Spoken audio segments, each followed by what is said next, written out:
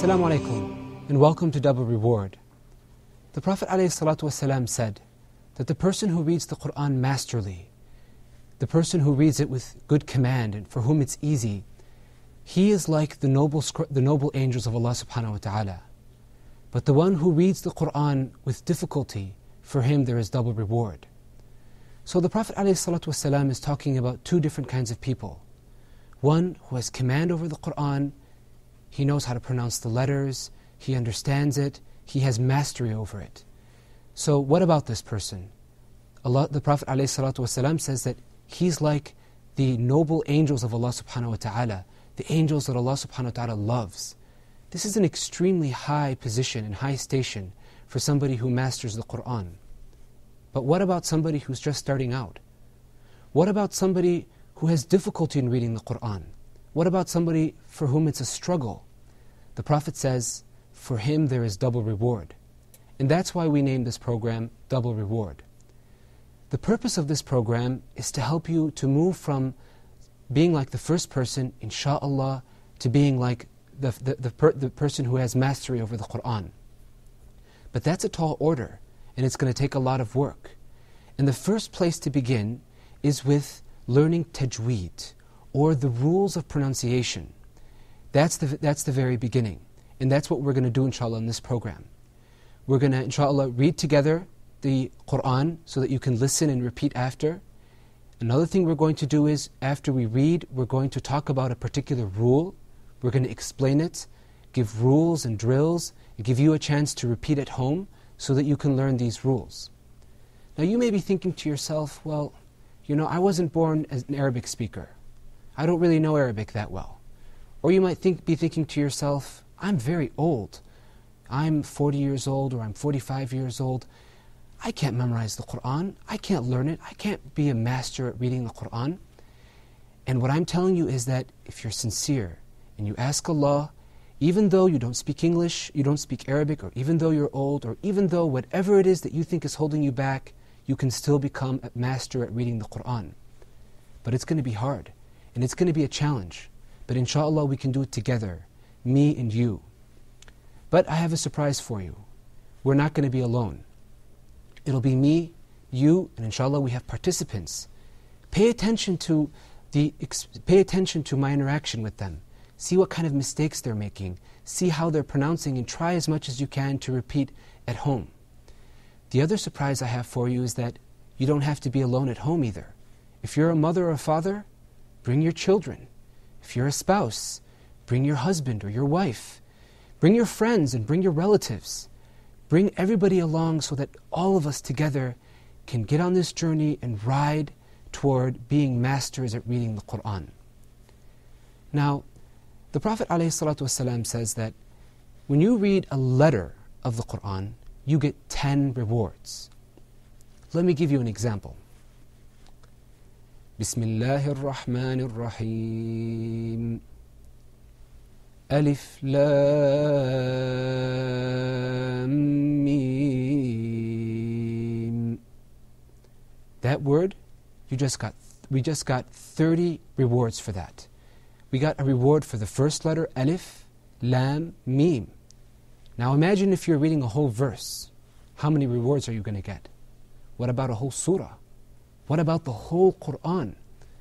So as you can see, Allah has so much reward stored for you if you sit down and you say, I can, and I have hope that inshallah I will succeed at memorizing the Qur'an. So before we begin our program, we want to introduce our fellow travelers or introduce our fellow participants who are going to be sharing along in our experience. How are you guys? Are you all ready? Yeah. Yes. Inshallah. Osama, why don't you introduce yourself? I'm 13 and I come from Chicago. MashaAllah. Do you consider yourself a beginner at learning the Quran, or an intermediate or an advanced person? I consider myself a beginner. MashaAllah. Okay. Firdaus? Yeah, I'm from Singapore, and then my age is 24. So I'm considering myself as an intermediate.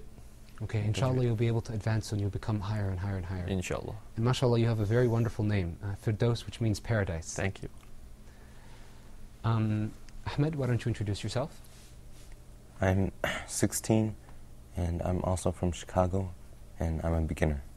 MashaAllah. Feiruz? I'm 20, I'm from Singapore, and I consider myself in the intermediate level. Okay. Inshallah, all of us together, you guys and also our participants at home, inshallah we're going to make, inshallah, good progress. Sure. Now, but the very important thing here that we have to look at is our intention. Okay, each one of you and you at home also have to think about, well, why am I doing this? And that brings us to another important point, and we're going to tell a story. When Allah subhanahu wa ta'ala first began the da'wah, all of the believers were in Mecca. Then, as the years progressed, Allah subhanahu wa ta'ala wanted the believers to make hijrah, to travel from Mecca to Medina. Now, this was a very hard thing. The believers were going to leave their belongings. They were going to leave their business. They were going to leave their all of the things that they knew, the sky that they had lived under for so many years, the earth and the land that they had become familiar with as children, as boys and as girls. They were going to leave all of that and go to Medina in obedience to Allah and in obedience to the Messenger. And Allah gave them a lot of rewards. But there was one man, when it came time to leave, he didn't go. And then finally, when he did go, he didn't go to obey the Prophet or for the pleasure of Allah. He went because he wanted to marry a lady. So then when he arrived at Medina, they were asking him, or the issue came up of why did he travel or why did he make hijrah? And he seemed to suggest that it was to obey Allah and it was to obey the Messenger. So when the Prophet heard about this, he taught us a very, very important lesson. That when you begin something, you have to begin at the beginning with a good intention and stating the clear purpose. My purpose is to please Allah and to obey the Messenger from the very beginning. It's not as good for you to come at the end and say, okay, well, this was my intention. So he taught us something, and he said, إِنَّمَا الْأَعْمَالُ بِالنِّيَّاتِ وَإِنَّمَا لِكُلِّ امْرِئٍ مَا نَوَى. That Allah gives you reward for your actions depending on why you did them and what your intention was. And that Allah gives you the reward for whatever your intention was. Then the Prophet said, فَمَنْ كَانَتْ هِجْرَتُهُ إِلَى اللَّهِ وَرَسُولِهِ فَهِجْرَتُهُ إِلَى اللَّهِ وَرَسُولِهِ. And so, whoever made hijrah for the sake of Allah and to obey the Messenger of Allah, then Allah will give him reward for this intention. وَمَنْ كَانَتْ هِجْرَتُهُ لِدُنْيَا يُصِيبُهَا أَوْ امْرَأَةٍ يَنْكِحُهَا فَهِجْرَتُهُ إِلَى مَا هَاجَرَ إِلَيْهِ. But he who made hijrah for a worldly gain or to marry a woman, then Allah will give him the reward for the intention that he set out with at the very beginning.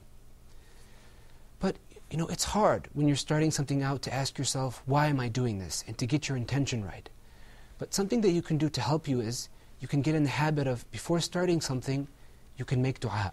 And you can ask Allah to bless you, to bless what you're doing, and to make what you're doing for His sake. And inshallah that will help you make an internal change. Okay, now that we've got all of that down, let's start with the Qur'an, let's start with reading. Inshallah we're going to start with Surah Al-Fatiha. أعوذ بالله من الشيطان الرجيم بسم الله الرحمن الرحيم. In the name of Allah, the most gracious, the most merciful. الحمد لله رب العالمين. All the praises and thanks be to Allah, the Lord of the worlds. الرحمن الرحيم. The most gracious, the most merciful. مالك يوم الدين. The only owner of the Day of Judgment. إياك نعبد وإياك نستعين. You alone do we worship, and you alone do we ask for help. اهدنا الصراط المستقيم. Guide us to the straight way. صراط الذين أنعمت عليهم. The way of those on whom you have bestowed your grace. غير المغضوب عليهم ولا الضالين.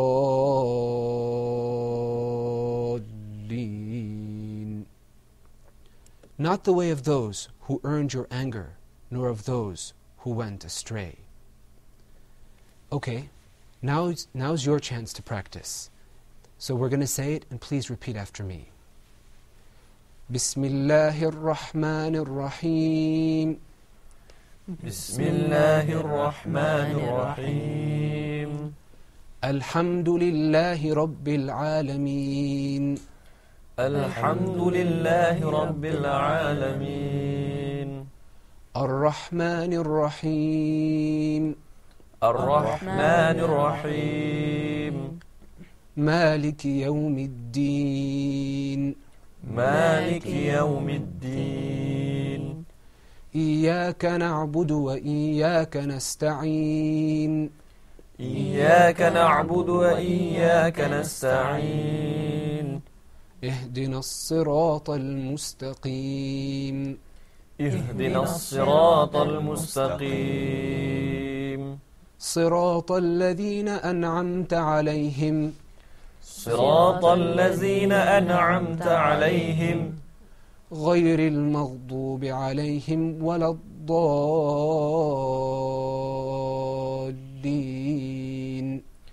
غير المغضوب عليهم ولا الضالين. بسم الله الرحمن الرحيم. بسم الله الرحمن الرحيم. الحمد لله رب العالمين. الحمد لله رب العالمين. الرحمن الرحيم. الرحمن الرحيم. مالك يوم الدين. مالك يوم الدين. إياك نعبد وإياك نستعين. إياك نعبد وإياك نستعين.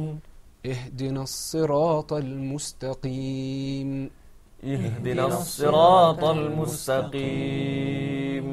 صراط الذين أنعمت عليهم. صراط الذين أنعمت عليهم. غير المغضوب عليهم ولا الضالين.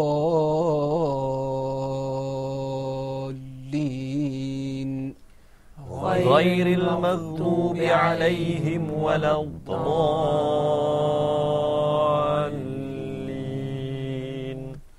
بسم الله الرحمن الرحيم. بسم الله الرحمن الرحيم. الحمد لله رب العالمين. الحمد لله رب العالمين. الرحمن الرحيم. الرحمن الرحيم. مالك يوم الدين. مالك يوم الدين. إياك نعبد وإياك نستعين.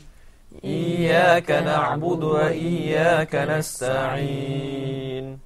اهدنا الصراط المستقيم. اهدنا الصراط المستقيم. صراط الذين أنعمت عليهم. صراط الذين أنعمت عليهم.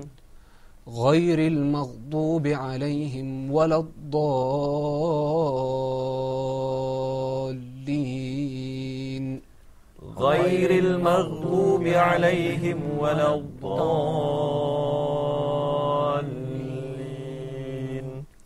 Ameen. Now, it's very important when you're reading a surah to think about its meaning. And of course, all of us have read Surah Al-Fatiha many times, and we know it, and maybe we think it's not quite an extraordinary surah.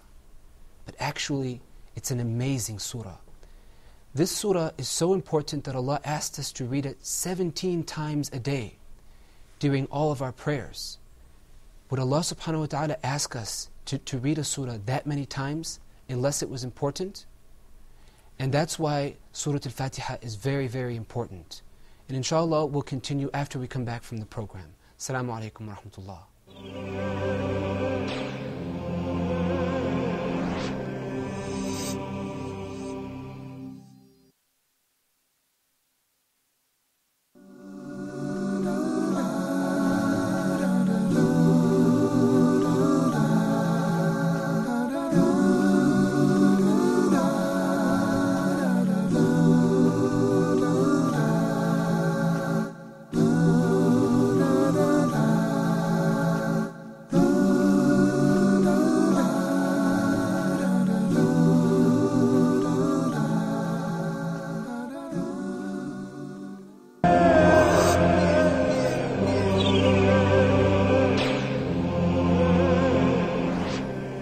Assalamu alaikum and welcome back to Double Reward. Inshallah, we're going to get back to Surah Al-Fatiha. Surah Al-Fatiha is considered by some to be a precise table of contents of the Qur'an. What that means is that all of the central messages of the Qur'an, all of its central aims are present in Surah Al-Fatiha. So you're probably thinking to yourself, wow, 7 verses to summarize 500 pages? How can that be? Well, the answer, of course, is yes. Because these 7 verses are packed with so much meaning and so much profundity that it's very, very feasible and plausible. Let's look at some examples and see how that works. Well, the Qur'an is about, a very important part of what the Qur'an is about the good people and the people who Allah isn't pleased with, or the bad people. There are stories of prophets, there are stories of righteous people, and there are stories of unrighteous people and the enemies of the prophets. But this is mentioned and pointed to in Surah Al-Fatiha when Allah subhanahu wa ta'ala tells us to say اهدنا الصراط المستقيم صراط الذين أنعمت عليهم غير المغضوب عليهم ولا الضالين. Guide us to the way of those upon whom you have bestowed grace, not those astray. So you're thinking, so who are the people that Allah bestowed grace on? Well, the answer is coming up in the Qur'an as you read on. Who are those that are astray? The answer to that question also is coming up in the Qur'an as you move forward. Another important thing about the Qur'an is teaching us about Allah subhanahu wa ta'ala, God. What are His attributes? What are His signs, and what is He like? Well, this also was present in Surah Al-Fatiha when Allah subhanahu wa ta'ala says Ar-Rahman Ar-Rahim, the most merciful, the most gracious. So you can see that all of the messages and all of the aims, their kernels, are present in Al-Fatiha. And as you become more familiar with the Qur'an, you'll realize that it's a summary, and you'll realize the close connection between Surah Al-Fatiha and the rest of the Qur'an. So the next time you read that surah, pay attention and say it with your heart. Now we're going to move on to something else, inshaAllah. We're going to move on to talking about the letters. But before we do that, we want to ask ourselves a question. What would happen if we had a building, but we didn't have a foundation for that building? Okay, let's ask our participants that question. Osama, suppose that you had a huge skyscraper with all these floors and there wasn't any foundation for the building. What would happen? It would collapse. It would collapse and it would fall down. Okay? Well, let me ask you another question. Suppose you had a doctor, for example, and this doctor didn't have any tools. He didn't have, a knife or scissors or any tools to work with. Firdaus, what do you think would happen to that doctor? It couldn't cure the sickness of the patient. That's right. Exactly. Yeah. So without a foundation and without your tools, you can't work. You can't progress.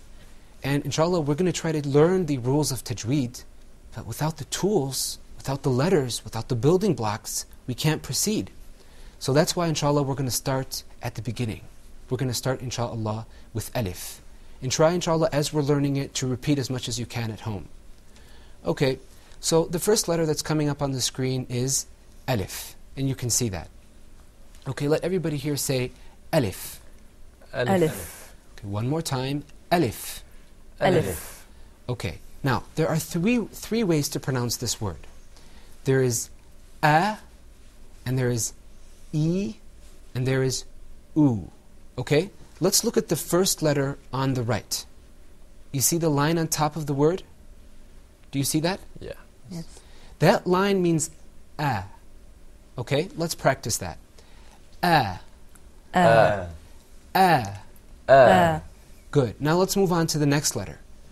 You see it has a little green line beneath the letter? That means E. Say that with me. E. E. One more time. E. E. One more time. E. E. Okay. Now let's move on to the third letter. You see it's got this symbol. That symbol looks like a small noon, or a small waw, excuse me. That is pronounced oo. Okay, now let's say that all together. Oo. Ooh. One more time. Oo. Ooh. Good. That first mark is called fatha. Okay, we want to learn this word. Say fatha. Fatha. Fatha. Fatha. Okay.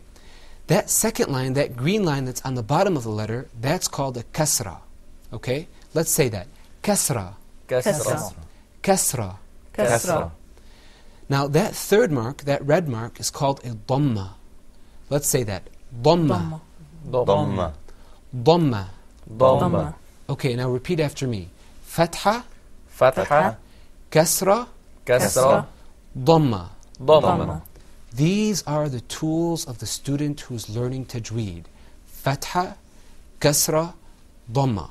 And as we said, with the first one you say a, the second one e, and the third one oo.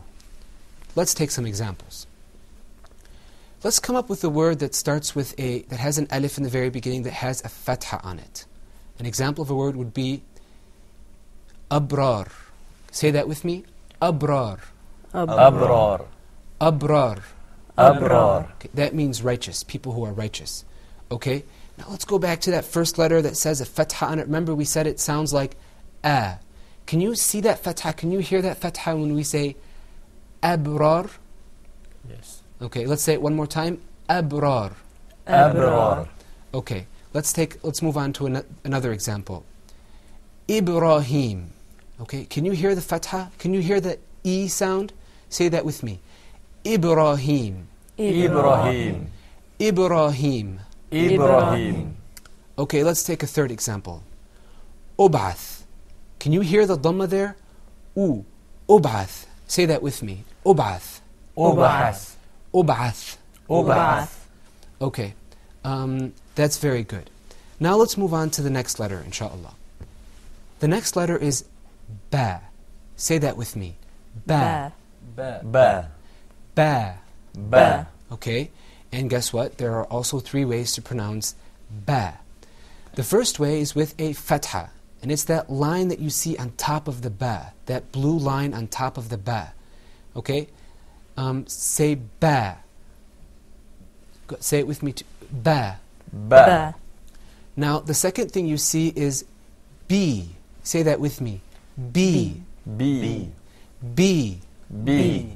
And the third one is boo. Boo. Say that with me. Boo. Boo. Boo. Boo. Okay. Now I'm going to give you 3 examples and try with your ear to hear the fatha, try to hear the kasra, and try to hear the dhamma. Okay? The first letter is bahr. Say that with me. Bahr. Bahr. Bahr. Bahr. Bahr. Bahr. Okay, Ahmed, what does the word bahr mean? Do you know? Yes. What does it mean? Sea. It means sea. Very good. Okay, can you hear the ba? Can you hear the fatha in that? Bahr. Yes. Okay. Bahr. Very good. Now let's move on to the second word, which is bism. Say that with me. Bism. Bism. Bism. Bism. Bism. Bism. Can you hear the kasra? Yeah.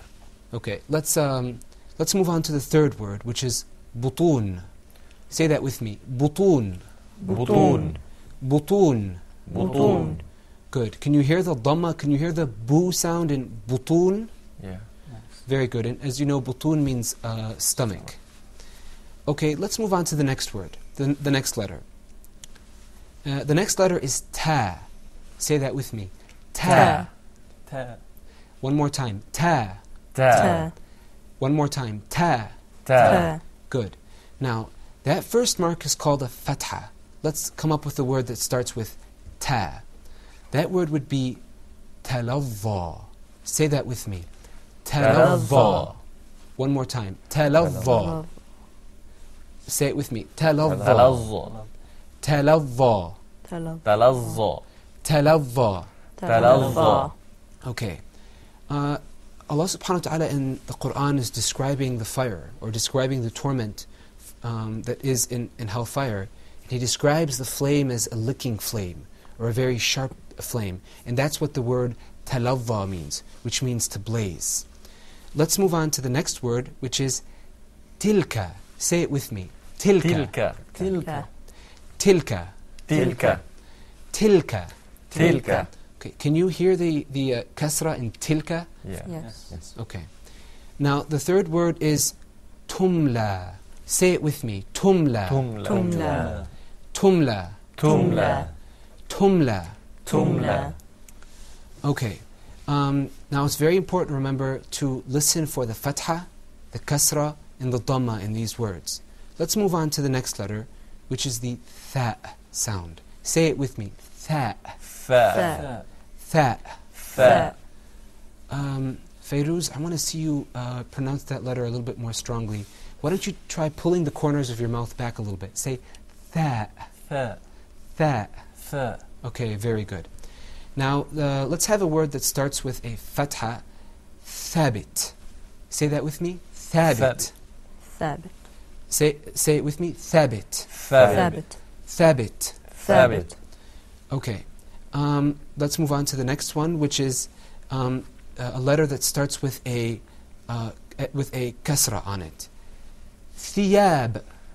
Say it with me. Thiyab. Thiyab.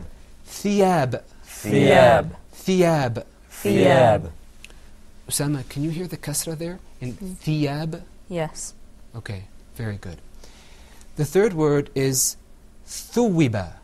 Say it with me. Thuwiba. Thuwiba. Thuwiba. Thuwiba. Thuwiba. Thuwiba. Can you all hear the dhamma? Ahmed, can you hear the dhamma there? Yes. Thuwiba? Yes. Okay, very good. Let's move on to the next word.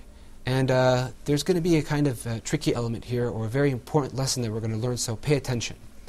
The next letter that you can see on your screen is the jeem. Say jeem. Say it with me. Jeem. Jeem. Jeem. Jeem. Jeem. Jeem. Okay. Now the first letter, as you can see, it has a line on top of it, and that's a fatha. So we're going to say ja. Say it with me. Ja. Ja. Ja. Ja. Ja. Ja. Okay. The second letter that you see, and remember we're going from the right, is a kasra which is pronounced G. Can you say that with me? G. G. G. G. G. G. Good. And the third letter you see is Ju. So say it with me. Ju. Ju. Ju. Ju. Ju. Ju. Okay. Now let's take some examples and pay attention here. The first letter we have is Jannah. Say it with me. Jannah. Jannah. Jannah. Jannah. Jannah. Jannah. And that means paradise. The second word we have, which has a kasra on it, is Jinnah. Say it with me. Jinnah. Jinnah. Jinnah. Jinnah. Jinnah. Jinnah. Good. The third word has a dhamma on top of it, and it's pronounced Junnah. Say it with me. Junnah. Junnah.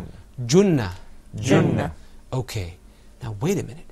We've got the same word with three different pronunciations.